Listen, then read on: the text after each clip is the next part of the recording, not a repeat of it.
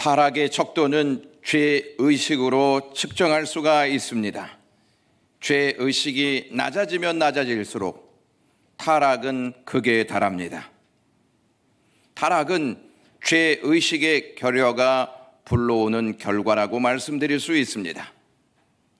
죄의식에 대한 결여는 죄를 자기 기준으로 생각하기 때문에 발생하는 것입니다.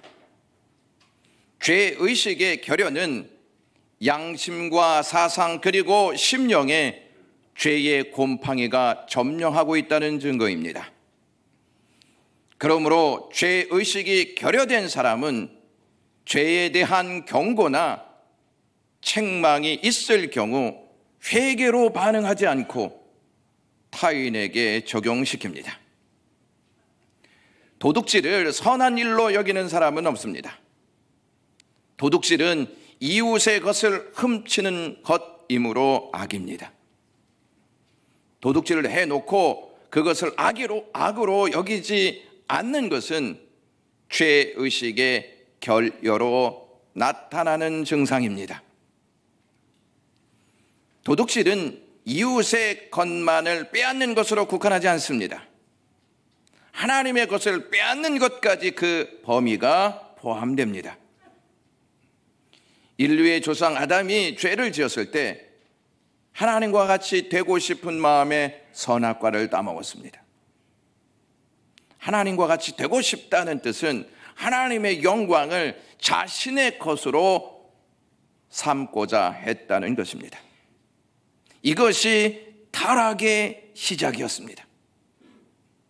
영광은 하나님의 것인데 영광을 자기의 것으로 삼는 것은 하나님의 것을 도둑질하는 죄입니다. 아담은 하나님의 에덴 동산에서 잘 살 수 있도록 복을 받게 하셨습니다. 그 은혜를 누리며 살도록 함께 하셨습니다. 그런데 아담은 그것을 망각하고 하나님의 영광까지 자기가 가지려 했습니다. 이것이 타락의 핵심입니다. 특별한 것을 받았음에도 불구하고 특별한 것으로 생각하지 않는다면 그것에 대해 큰 의미를 부여하지 않습니다. 특별한 것을 받았다는 말에 우리의 형편이 이런데 무슨 특별한 것을 받았다고 말씀합니까? 라고 생각하시는 분들이 없지 않아 있을 것 같습니다. 성경은 특별한 선물입니까? 아니면 일반적인 선물입니까? 하나님은 우리에게 특별한 선물인 성경을 주셨습니다. 믿음은 특별한 선물입니까? 아니면 특별하지 않는 선물입니까? 우리가 구원받은 것은 우리의 공로가 아닌 하나님께서 주신 믿음으로 말미암아 된 것입니다. 그러므로 믿음은 특별한 하나님의 선물입니다. 하나님을 배격하는 세상에서 하나님을 믿고 사는 은총을 입었으니 특별한 것이 아니겠습니까? 우리의 공로로 구원받는다면 믿음은 특별한 것이 아니라 부수적인 것이 됩니다. 우리는 하나님의 은혜로 살아가고 있는 줄로 믿습니다. 하나님은 우리를 택정하시되 이 세상에 태어나기도 전에 우리를 택하셨습니다. 이는 우리가 행동하기 전에 이미 하나님께서 결정해 놓으셨다는 뜻입니다. 이것이 은혜가 아니고 무엇이겠습니까? 내가 무슨 행동을 하기도 전에 하나님께서 이미 우리를 선택해 놓으셨다는 말입니다. 우리의 삶을 한번 살펴보면 우리가 한 것은 하나님께서 베푸신 은혜가 있음에도 불구하고 죄로 살고 죄로 생각하고 죄를 따라가는 우리의 모습을 보게 됩니다. 우리가 한 것은 죄밖에 없는데 하나님께서 우리에게 은혜를 베푸셔서 창세 전에 우리를 선택하셨습니다. 이 사실을 바울이 에베소서 1장 4절에 이렇게 밝힙니다. 그 창세 전에 그리스도 안에서 우리를 택하사 이렇게 말씀합니다.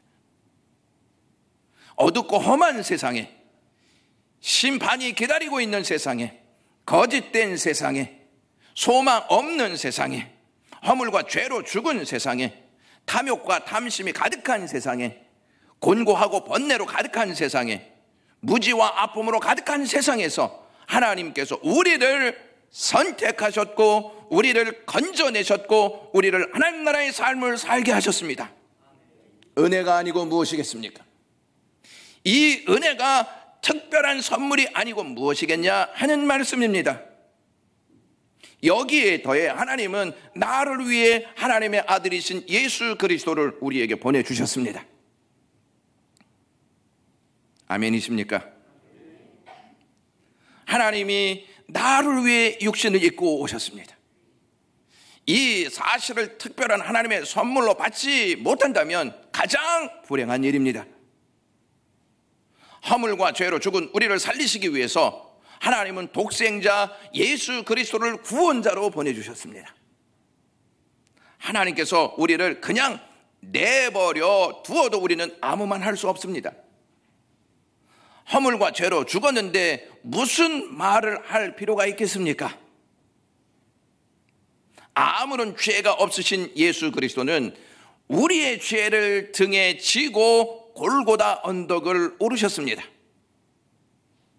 조롱과 모욕으로 가슴을 강타당하셨습니다.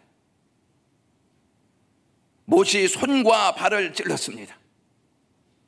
배신과 배반이 예수님의 심장을 찔렀습니다. 가시관이 예수님의 머리를 찔렀고 창이 예수님의 옆구리를 찔러서 극한 고통 속에 십자가에서 죽게 만들었습니다. 당하지 아니하셔도 될 것을 우리 때문에 예수님께서 다 당하셨습니다. 십자가에서 우리를 위해서 예수님은 그 사랑의 모든 것을 다 보여주셨습니다. 우리는 오직 예수 그리스도로 구원받는 줄로 믿습니다. 우리가 한 것이라고는 죄를 짓는 것밖에 없는데 하나님은 이렇게 특별한 선물인 성경을 주셨고 믿음을 주셨고 은혜를 주셨고 그리스도를 우리에게 주셨습니다. 그렇다면 하나님께 영광을 돌리며 살아야 하는 것이 마땅하지 않습니까? 특별한 것을 받았으면서도 하나님께 영광을 돌리지 않고 하나님의 영광을 내 것으로 삼는다면 그 자체가 악행이 아니고 무엇이겠습니까? 자기 중심적으로 사는 사람들은 영광을 자기의 것으로 독차지하며 삽니다. 영광은 그 누구도 가져갈 수가 없고 오직 하나님께만 올려져야 합니다. 영광을 우리의 것으로 삼는 순간 삶은 타락으로 곤두박질합니다. 종교개혁은 구원이 인간의 대리나 전통과 공로 없이 오직 성경과 오직 믿음과 오직 은혜와 오직 그리스도로 이루어졌다는 사실을 공포하면서 마지막에 영광은 오직 하나님께만 올려야 한다 하는 내용을 강조하고 있습니다. 로마 가톨릭 교회는 지금까지도 잘못된 교리와 전통과 법을 인정하지 않고 오직이라는 말에 동의하지 않고 있습니다. 오늘은 종교개혁 5대 강령 중 마지막인 오직 하나님께 영광을 이라고 하는 내용을 살펴보겠습니다. 중세 시대에 로마 가톨릭 교회는 하나님의 영광에 대해서 말하였습니다. 하지만 실상은 그 영광의 실체와 진위에 대해 올바로 알지 못하였을 뿐만 아니라 오히려 그 영광을 도둑질했습니다. 이에 칼빈이 추기경 사도 레토에게 전한 반박글이 우리에게 중요한 말씀으로 다가옵니다. 하나님의 진리의 빛이 꺼지고 하나님의 말씀이 매장당하고 그리스도의 선하심이 깊은 망각 속에 방치되므로 하나님의 영광이 교회에서 제거되어졌다 이렇게 말하고 있습니다. 하나님의 영광이 교회에서 올려져야 하는데 하나님의 영광이 교회에서 올려지지 아니하고 교회에서 제거되었다고 칼빈은 한탄하고 있습니다. 로마 가톨릭 교회는 인간의 선행에 의한 칭의의 교리와 인간인 교황을 중심으로 교권주의의 야욕에 의해서 하나님의 영광을 도둑질했습니다. 제8계명의 계명을 철저하게 위반한 것입니다. 고대에 크니 이두스라고 하는 건축가가 있었습니다. 이 사람의 이 유명세는 바로까지 잘 알고 있었던 사람이었습니다. 이 사람에게 바로를 위해서 한 망대를 지으라 이렇게 명령이 떨어졌습니다. 그는 건축을 해나가면서 자신의 이름을 벽 한 구석마다 계속 큼지막하게 자기의 이름을 새겨넣습니다. 그리고 역청으로 그것을 가린 다음에 금으로 칠한 후에 바로의 이름을 새겨 넣었습니다. 그런 식으로 모든 것이 바로의 영광과 명예를 위해서 행해진 것처럼 가장해 놓았던 것입니다. 그는 오랜 시간이 되면 풍상의 세월을 거치게 될 것이고 풍상의 세월을 거치게 되면 회반죽이 떨어져서 자기의 이름, 자기가 벽에 세워진 이름만 남을 것이다. 자기의 이름이 기리김이 남을 것이다. 이렇게 알았던 것입니다. 바로의 이름은 날아갈 것이고 새겨진 내 이름은 남아져 있을 것이다. 이러한 생각 속에 그렇게 했던 것입니다. 이와 같은 모습이 우리에게도 있지 않은지 생각해 보셔야 합니다. 하나님과 그분의 교회의 영광만을 구하는 척하면서 결국에 우리의 이름을 드러내려고 하는 이러한 역사들이 있지는 않은지 생각해 보셔야 한다는 말씀입니다. 하나님의 영광을 갈취하고 있지 않은지 생각해 보시라는 말씀입니다. 종교개혁자들은 그러한 로마 교회에 반대하여 하나님을 중심으로 오직 하나님의 주권과 영광을 강조하였습니다. 종교개혁자 루터는 이렇게 말했습니다. 하나님이 그 안에 거하시고 사시는 사람의 선행은 오직 하나님께 찬송과 영예를 바치고 하나님께 모든 것을 돌리기 위해서만 도움이 될 뿐이다 라고 말했습니다. 칼빈도 이렇게 말했습니다. 우리가 선택받은 것뿐 아니라 우리가 존재하는 목적 그 자체도 오직 하나님의 영광을 위한 것이다 이렇게 말했습니다. 종교개혁자들은 생애의 전체를 통하여서 그들의 삶의 모든 영역에서 하나님의 절대적인 주권이 철저하게 실현되어서 오직 하나님의 영광만 드러내도록 심혈을 기울였고 열정을 다했습니다. 이사야 선지자는 오늘 본문 말씀에서 하나님이 우리를 창조하신 목적이 무엇인지를 전달해 줍니다. 이사야 43장 7절 말씀 보여주시면 내 이름으로 불려지는 모든 자 곧 내가 내 영광을 위하여 창조한 자를 오게 하라. 그를 내가 지었고 그를 내가 만들었느니라. 여러분들을 하나님께서 만드셨는 줄로 믿습니까? 여러분들을 하나님께서 창조하셨는 줄로 믿습니까? 그러면 분명한 목적이 있다는 것입니다. 세상의 모든 피조물은 만들어진 이유가 있습니다.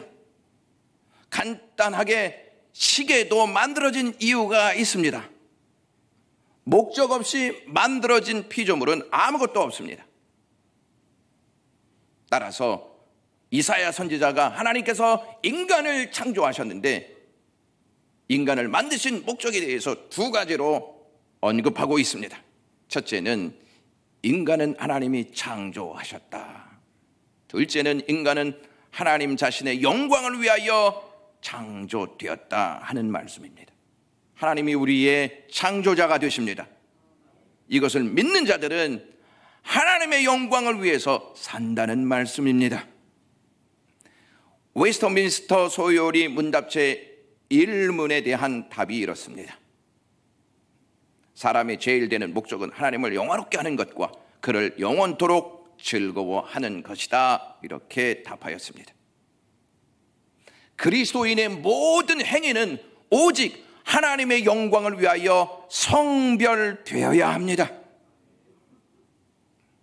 당시 종교 개혁자들은 오직 바른 복음을 앞세우고 오직 말씀의 원리를 따라서 오직 하나님의 영광을 위한 삶을 살도록 강조하였습니다.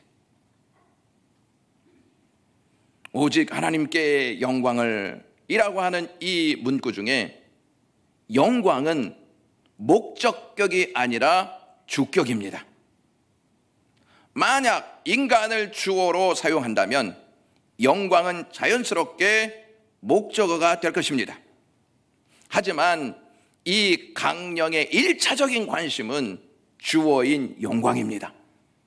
영광 자체가 우리의 관심이 되어야 한다는 사실을 알려줍니다.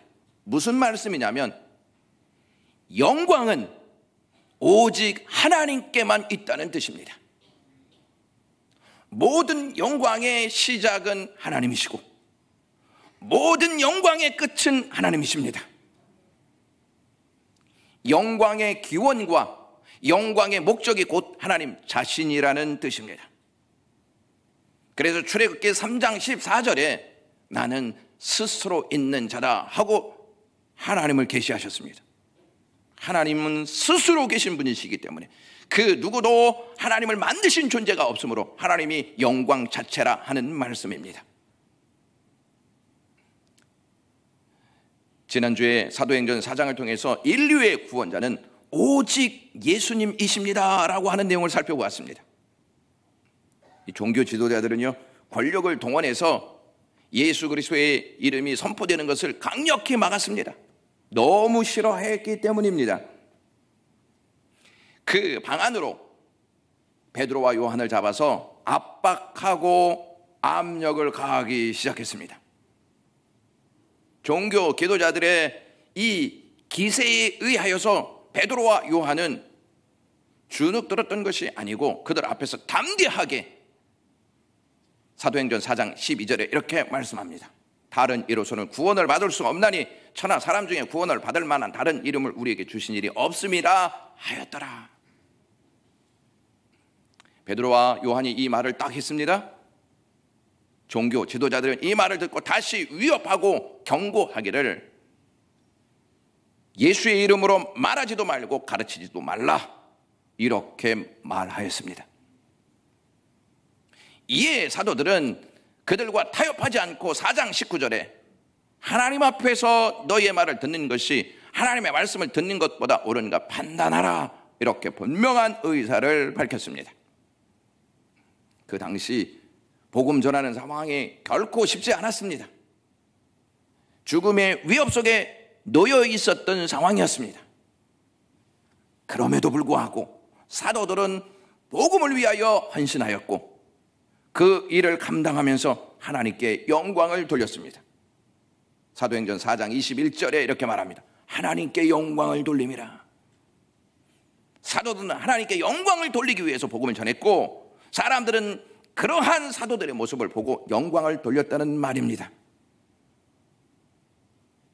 구약시대 때에는 하나님의 영광이 성막과 성전에 임하였습니다. 신약시대에는 하나님의 아들 예수 그리스도가 성전이십니다. 요한복음 2장 19절에서부터 22절 말씀에 이러한 말씀이 있습니다. 예수께서 대답하여 이르시되 너희가 이 성전을 헐라 내가 사흘 동안에 일으키리라. 그러나 예수는 성전된 자기 육체를 가르쳐 말씀하신 것이라. 죽은 자 가운데서 살아나신 후에야 제자들이 이 말씀을 기억하고 성경과 예수께서 하신 말씀을 믿었더라 이렇게 말합니다. 여러분, 예수님이 성전으로 오셨다는 말은 우리와 함께 하시기 위해서 오셨다는 말이고 우리와 함께 하시기 위해서 오셨다는 예수 그리스도는 임마누엘로 오셨습니다. 그래서 우리가 그리스도 안에서 하나님을 섬길 수 있는 은혜를 받은 것입니다. 요한은 예수님이 육신으로 오신 이 사건에 대해서 요한복음 1장 14절에 이렇게 말씀합니다. 말씀이 육신이 되어 우리 가운데 거하심에 우리가 그의 영광을 보니 아버지의 독생자의 영광이요 은혜와 진리가 충만하더라. 하나님의 영광으로 충만했던 분이 예수님이십니다. 예수 그리스도 안에 있어야 진정한 성전을 갖게 되는 것이고, 그 성전 안에서 누구의 영광을 볼 수 있냐면 하나님의 영광을 볼 수 있는 것입니다. 거하심의 이 말이요, 구약시대에 성막을 치다 이 말과 똑같습니다. 계시록 7장 15절 말씀에 그들 위에 장막을 치시리니 이렇게 말하고 있습니다. 예수 그리스도는 하나님의 영광이 머무는, 하나님의 영광으로 충만한 구약의 성막과 성전입니다.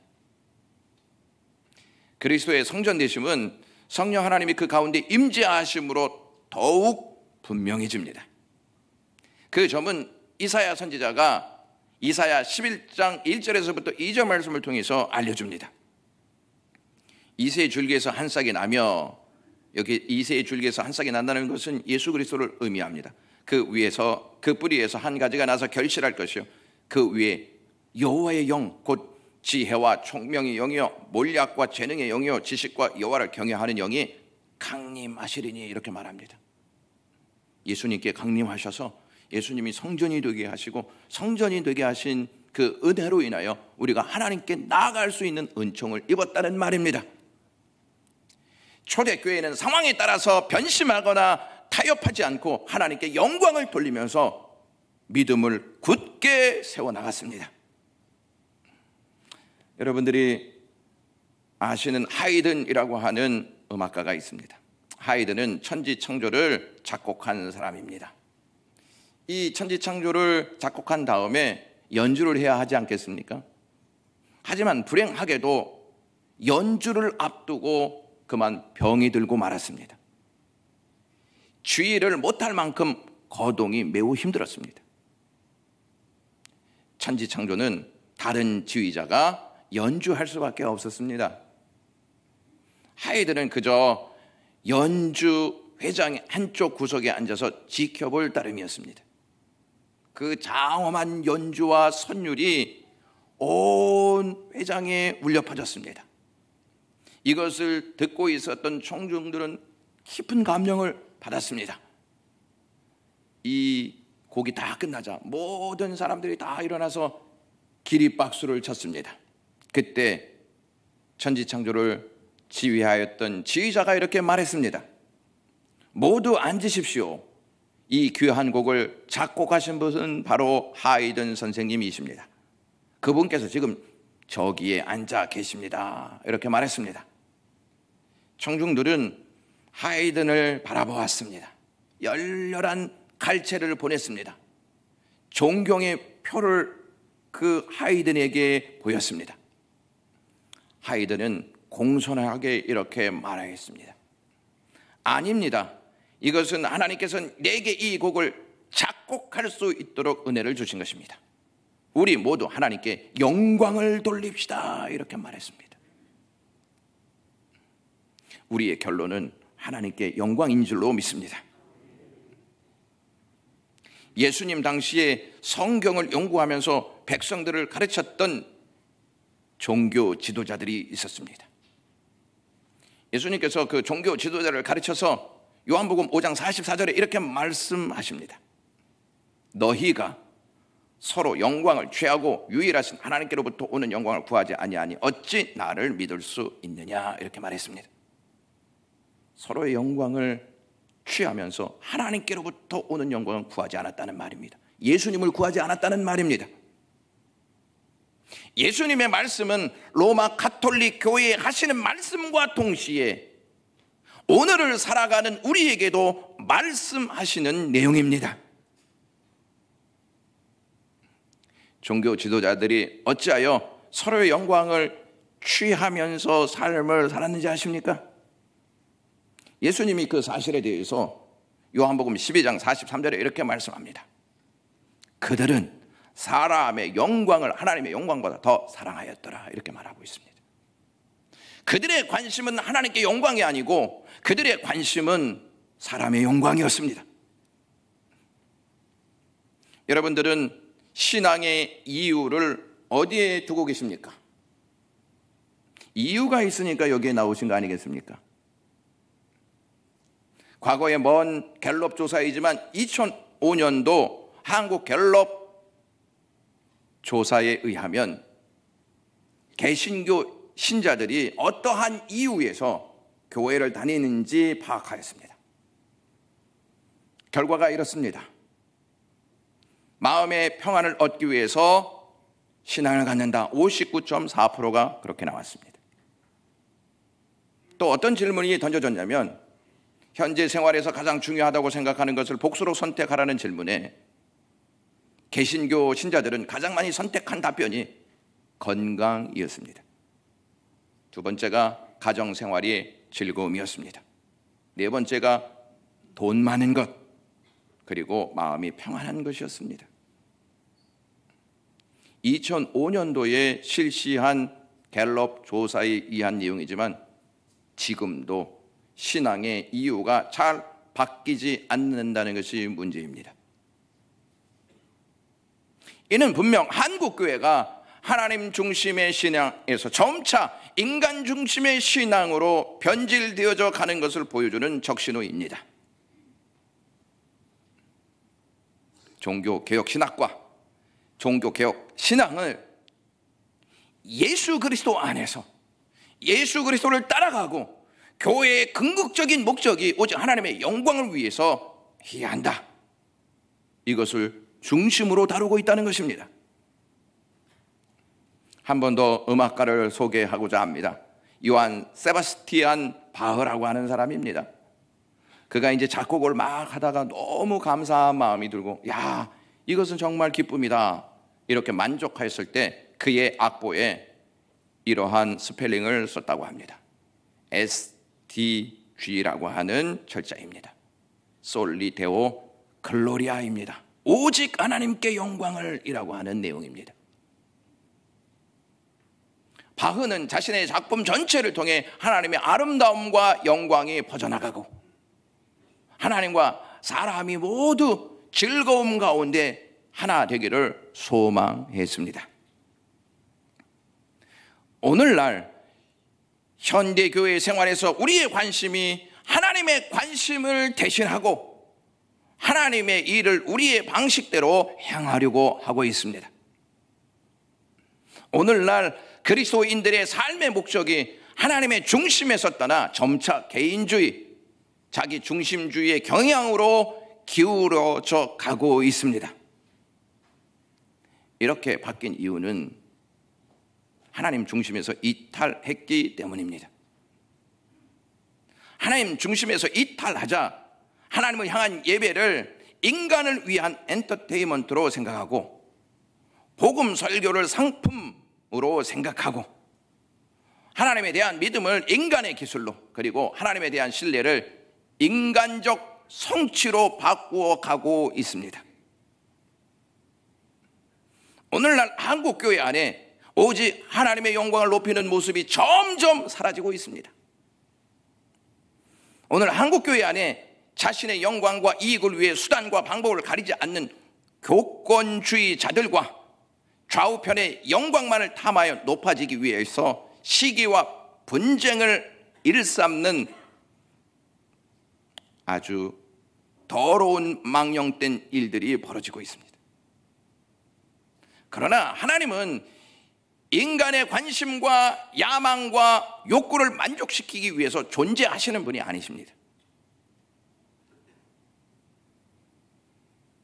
개혁주의 신앙을 따르는 개혁교회는 인간 중심의 축제가 예배가 되어서는 안 됩니다. 오직 하나님을 높이는 예배가 진정한 예배가 되어야 하는 줄로 믿습니다. 지난주에 미국에서 오신 집사님 한 분을 만나서 대화를 나누었습니다. 대화를 나누는데 안타까운 소식이 있었습니다. 코로나로 인하여서 한인교회가 많이 문을 닫았다는 소식이었습니다. 교인들이 코로나로 인해 교회에 오는 것을 부담으로 느껴서 머뭇거리고 있는 사이에 교회는 결국 문을 닫게 되었습니다. 코로나가 우리의 믿음까지 침투해 들어와서 예배의 소중함을 다 잃어버리게 만들었습니다. 예배의 소중함을 잃어버리게 되자 교회는 교회로서의 기능을 감당하지 못하고 아예 한 모퉁이로 밀려나 격리 중에 있습니다. 여러분, 예배가 왜 중요하십니까? 예배의 목적이 하나님의 영광이기 때문에 그렇습니다.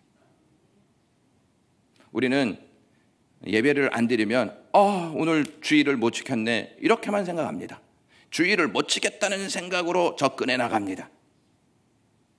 물론 그것도 틀린 말은 아니지만 접근 방식을 다르게 생각해야 합니다. 무엇이냐? 하나님께 영광을 돌리지 못했다는 생각으로 접근해 나가야 합니다. 내가 오늘 하나님께 영광을 돌리지 못했어. 이렇게 접근해 나가야 하는 것이 마땅하리라고 봅니다. 하나님께 올려드려야 할 영광이 점점 사라지고 있으니 가슴을 치고 회개함이 필요하지 않습니까? 박효진 장로님이라고 하시는 분이 있습니다.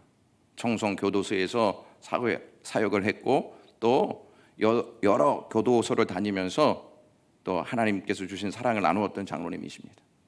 청송교도소에서 일할 당시에 함께 일하던 교도관이 성령의 충만함을 받게 되는 경험을 하게 되었습니다. 작은 시골 교회를 섬기면서 하나님께 예배했습니다. 이분들이 하나님 앞에 나와 예배하는데 그 집사님이 예배하는데 어느 날은 너무 얼굴빛이 찬란하고 기쁨을 하나님께 올리고 때로는 막 눈물을 흘리면서 예배를 드리더라는 것입니다. 그래서 이 박 장로님께서 예배 끝난다면 내가 반드시 물어봐야지. 그 이유가 무엇인지 좀 물어봐야 되겠다. 그래서 예배가 다 끝났습니다. 예배가 끝난 다음에 이 집사님을 밖으로 이렇게 불러냈습니다. 집사님, 오늘 예배 시간에 무슨 경험을 했습니까? 나도 좀 알려주십시오.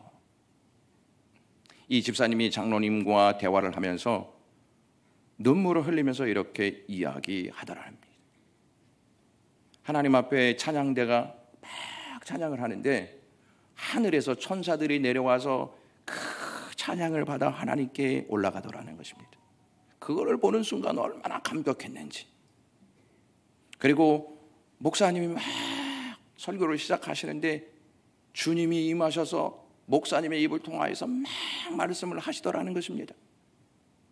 그것을 딱 경험하니 그 영광스러움이 얼마나 깊은지를 알게 되었다고 말하면서 이것을 본 이후로 이 집사님의 예배 자세가 달라졌을 뿐만 아니라 이 경험 상태에서 이 집사님이 어떻게 예배 시간에 잘 수가 있고 어떻게 예배 시간에 소홀할 수가 있고 어떻게 예배 시간에 핸드폰을 볼 수 있고 어떻게 예배 시간에 딴 일을 할 수 있습니까?